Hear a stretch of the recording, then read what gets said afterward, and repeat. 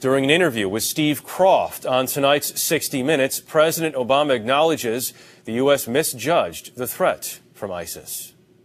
How did they end up where they are in control of so much territory?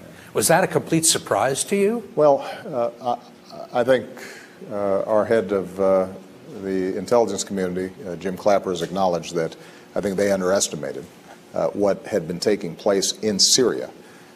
Essentially what happened with ISIL was that you had al-Qaeda in Iraq, which was a vicious group, but our Marines were able to quash with the help of Sunni tribes.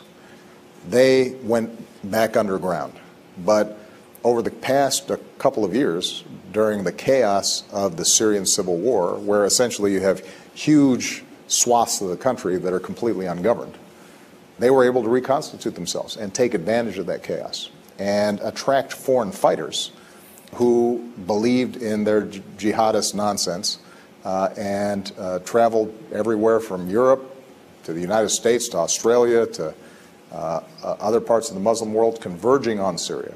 And so this became ground zero for jihadists around the world.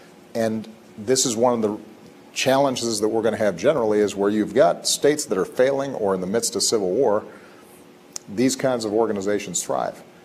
That's why it's so important for us to recognize part of our solution here is going to be military. We just have to push them back and shrink their space and go after their command and control and their capacity and their weapons and their fueling and cut off their financing and work to eliminate the flow of foreign fighters. You mentioned James Clapper, the Director of National Intelligence. I mean, he didn't just say that we underestimated ISIL. He said we overestimated the ability and the will of our allies, the Iraqi army, to fight. That's true. That's absolutely true.